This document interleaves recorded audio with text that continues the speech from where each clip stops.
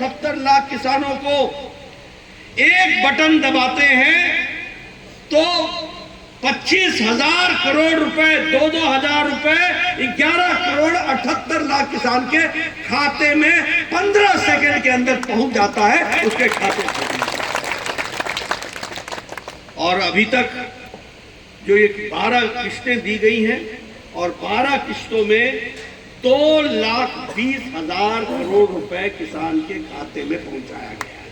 2,20,000 करोड़ रुपए, यानी 2 लाख करोड़ रुपए और 20,000 करोड़ ये किसान के खाते में 12 इंस्टॉलमेंट में पहुंचाया गया।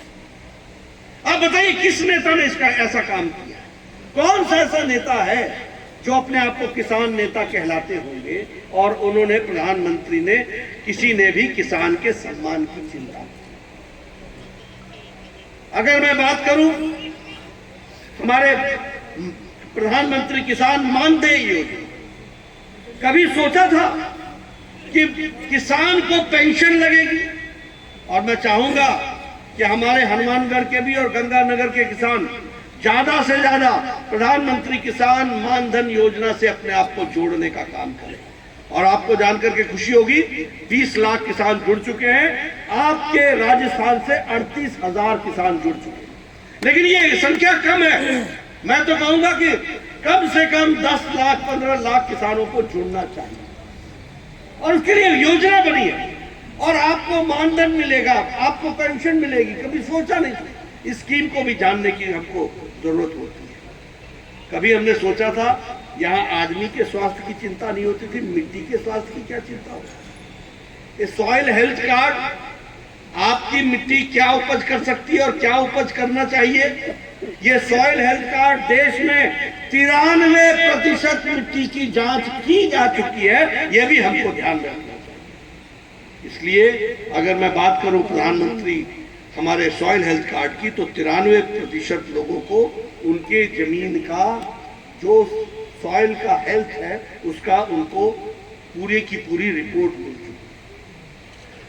क्या होता है जब अंधेरा छट जाता है और उजाला आ जाता है तो लोग अंधेरे को भूल जाते हैं, लेकिन मैं हमेशा याद करता हूं, उजाले का मजा लेना हो तो अंधेरे को हमेशा याद रखें। और मैं आपको बताना चाहता हूं, आप बताइए यूरिया के लिए और फर्टिलाइजर के लिए लाठीचार्ज होता था कि नहीं होता था? आप बताइए फर्टिलाइजर ब्लैक होता था कि नहीं होता था? और किसान परेशान होता था कि नहीं होता था? यूरिया आया आता पीछे था, जाता पहले, मार्केट में आता ही नहीं था। लाठीचार्ज होती थी सरकार और बोलती थी 1 बोरी ले जाओ, 2 बोरी ले जाओ, 10 बोरी ले जाओ, जैसे एहसान कर रही है। प्रधानमंत्री मोदी जी ने यूरिया के लिए कोई और जगह इस्तेमाल ना हो, ब्लैक ना हो, नीम कोटेड यूरिया कर दिया। अब कोई ब्लैक नहीं होता, किसान को यूरिया समय पर मिलता है। इस बात को भी हमको ध्यान रखना चाहिए। और इसी तरीके से मैं आप सबसे निवेदन करूंगा और खास करके हनुमानगढ़ के किसानों को, 1 लाख करोड़ रुपए इंफ्रास्ट्रक्चर के लिए प्रधानमंत्री जी ने रखा है। हमारे फार्मर प्रोड्यूसर्स ऑर्गेनाइजेशन FPO, इसको बना करके आप अपने यहाँ कोल्ड स्टोरेज बनाइए, आप अपने यहाँ सब्जी मंडी की व्यवस्था को अच्छा कीजिए, आप उसको ई-नाम से जोड़िए, इलेक्ट्रॉनिक नेशनल एग्रीकल्चरल मार्केट से उसको जोड़िए, और उसके साथ साथ आप इंफ्रास्ट्रक्चर के लिए आप खर्च करने के लिए 1 लाख करोड़ रुपए प्रधानमंत्री ने रखा है। और मैं चाहूंगा कि गंगानगर हनुमानगढ़ में कोई भी FPO बिना किसी आर्थिक मदद के ना रहे, इसके लिए आपको FPO की दृष्टि से अपने आप को जोड़ करके देखना। मैं यहाँ ये भी बताना चाहूंगा, 2014 में एग्रीकल्चर का बजट 25,000 करोड़ था, 25,000 करोड़।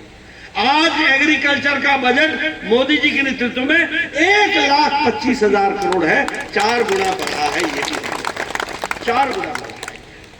और उसी तरीके से अगर हम कहें सिंचाई योजना में, आप सब लोग तो खैर यहाँ सिंचित भूमि है, लेकिन आपके बहुत से किसान भाई हैं जिनकी जमीन बंजर है, जिनको सिंचाई की व्यवस्था नहीं थी, और इसलिए प्रधानमंत्री जी ने 93,000 करोड़ रुपए सिर्फ प्रधानमंत्री सिंचाई योजना की, और उसके माध्यम से कोशिश चल रही है कि किस तरीके से हमारे किसानों की चिंता हो। हमारे मेगा पार्क 2014 में सिर्फ 2 मेगा पार्क हुआ करते थे, और उस मेगा पार्क के माध्यम से एग्रीकल्चर की दृष्टि से काम चलता था। आज 22 मेगा पार्क बन चुके हैं, और राजस्थान में भी रूपनगढ़ में मेगा पार्क, अजमेर में वो उद्घाटन हो गया है, और श्री राम फूड पार्क बीकानेर वह भी अंडर इम्प्लीमेंटेशन है, वह भी इम्प्लीमेंट हो जाएगा। 2 मेगा पार्क हमको राजस्थान को। मैं ये सारे